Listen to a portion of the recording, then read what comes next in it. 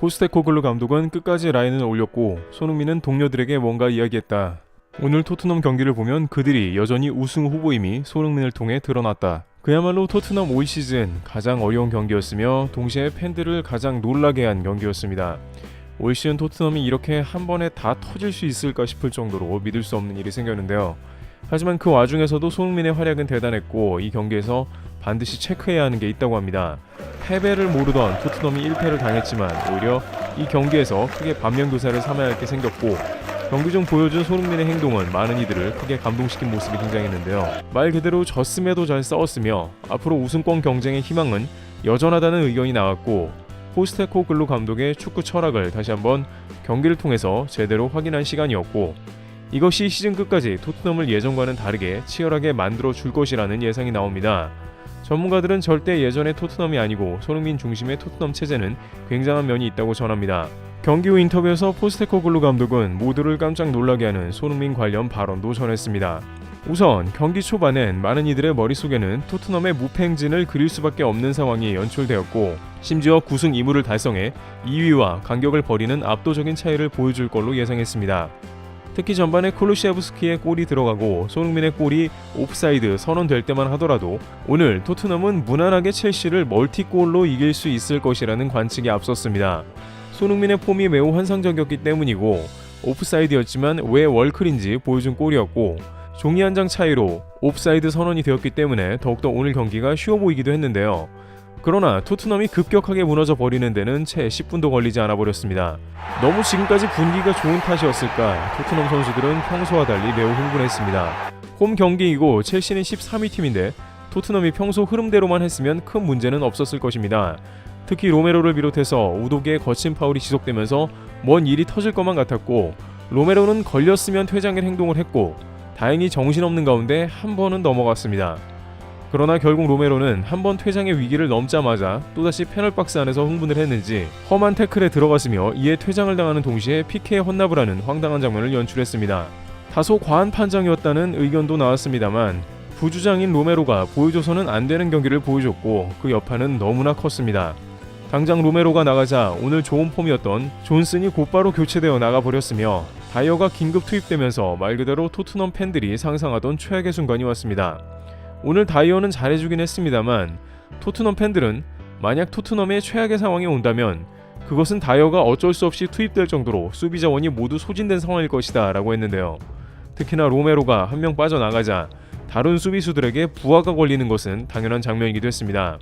포스테코글루 감독의 평소 철칙은 공격을 게을리하지 않는 스타일의 축구이기 때문에 한 명이 퇴장당했지만 계속해서 라인을 올렸고 수비들은 역습에 더욱 대비해야만 했습니다.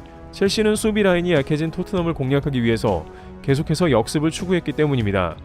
결국 판더벤은 역습에서 빠른 스피드로 쫓아가다 부상을 당하고 말았습니다. 판더벤은 햄스트링, 최소한 한두 달의 이상의 결장이 유력해 보이는 부상을 당한 것이죠. 센터백에서 로메로와 판더벤이 없는 것은 토트넘 전력의 엄청난 부분을 차지하기 때문에 앞으로 몇 경기는 당연히 부하가 걸릴 수밖에 없는 그야말로 최악의 상황이 펼쳐진 것입니다. 거기에 우도기는 이해할 수 없는 거친 태클로 퇴장을 당해 두 명이 레드로 나가버렸습니다. 토트넘 역사상 통틀어봐도 이렇게까지 최악의 경기가 있을까 싶을 정도의 시합이 지속되었습니다. 결국 토트넘은 마지막에 급격하게 무너지면서 4대1로 경기를 마치는 모습이 나왔습니다. 하지만 그럼에도 불구하고 오늘 경기에서 반드시 주목할 점이 존재한다고 합니다.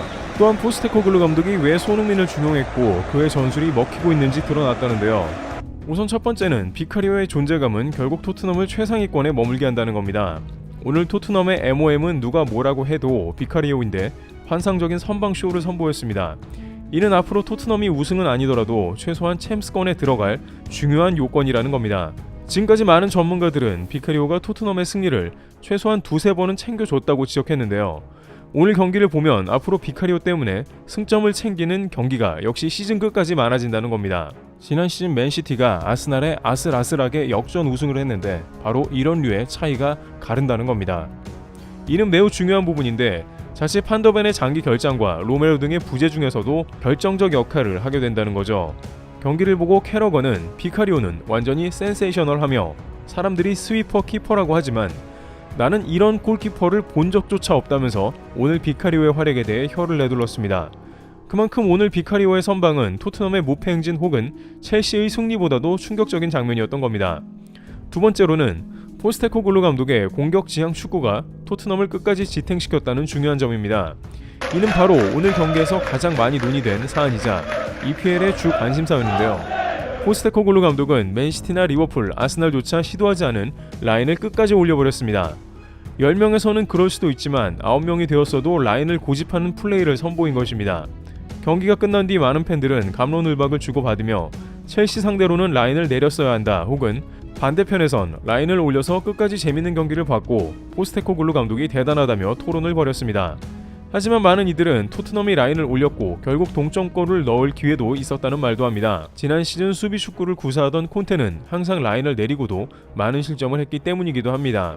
포스테코글루 감독은 경기 후 인터뷰에서 9명까지 왜 라인을 올렸냐는 질문을 받았는데 이에 대해서 내가 여기에 있는 한 우리는 5명이 있더라도 그것에 도전할 것이다 라 답했습니다. 또한 그는 이에 대해 최근 인터뷰에서 토트넘이 라인을 높게 가져가는 것은 손흥민 때문이라며 손흥민이 전방에서 압박을 하고 선수들을 이끌기 때문에 문제가 없다고 이야기한 것입니다. 프리미어리그 공식 홈페이지는 손흥민은 끊임없이 움직이는 플레이어로 수비수들은 그를 막기가 어렵다고 했고 그 중요한 원인 중 하나로 손흥민에게 공간을 허용하면 폭발적인 활약을 펼친다고 한 겁니다. 바로 이것이 매우 중요한데요. 디 애슬레틱에 따르면 손흥민은 센터포워드로 자리매김한 뒤 토트넘의 공간을 다양하게 만들어주고 있으며 이것이 팀을 살아나게 한다고 했습니다.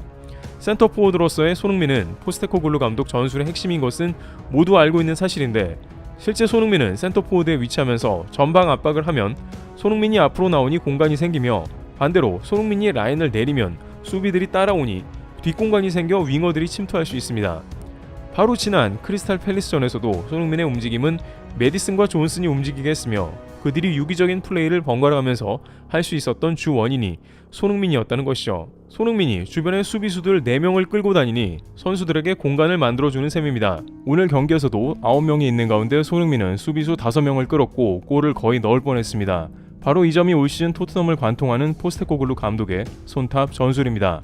영국 축구 전문가 포럼에서는 수비진들이 손흥민 때문에 수비 간격을 일정하게 유지하지 못한다면 반드시 패배로 이어질 것이며 손흥민은 그 공간을 효율적으로 무너뜨릴 준비가 되었다고 했습니다. 최근 스카이 스포츠에 따르면 아스널의 핵심 수비수인 윌리엄 살리바가 인터뷰를 했는데 여기서 살리바는 지난 아스날전에서 2골을 넣은 손흥민을 언급하면서 중요한 말을 했는데요. 막상 손흥민을 직접 막아보니 손흥민이 얼마나 빠르고 기술적인지 알겠다고 한 겁니다. 그날 손흥민은 탄탄한 아스날 수비진의 빈틈을 찾아서 3명 수비를 뚫고 첫 골을 성공시켰으며 두 번째 역시 수비수들을 완전히 무너뜨리는 속공으로 아스날에게 2골이나 빼앗은 바 있습니다. 살리바와 리포터는 손흥민은 양발을 사용한다며 그가 더 이상 골을 넣으면 곤란하다고 농담했습니다. 포스테코글루 감독은 이렇게 손흥민의 센터포워드에 대한 질문을 첼시전 바로 직전에도 받았었는데요. 그는 케인이 떠난 뒤 토트넘이 25에서 30골을 넣는 선수를 데려오는 것은 사실상 불가능했지만 손흥민은 엄청난 피니셔이고 스마트하기에 그를 톱으로 쓰는 것은 당연했다고 말하고 있습니다. 포체티노 감독도 자신은 손흥민이 주장이 되어 기쁘고 자신이 사랑하는 사람이 잘 되어 기쁘다고 했으며 토트넘이 1위라는 것은 손흥민이 분명히 잘하고 있다는 것을 나타낸다고 인터뷰했습니다. 결국 포스테코글루 감독의 전술의 정점은 공격이며 이를 이끌어내는 손흥민의 있음이 드러났습니다. 오늘 너무 황당한 일이 많았지만 한 경기 때문에 너무 실망하지 말고 지켜보게 될 이유인 듯합니다. 트리블TV였습니다. 감사합니다.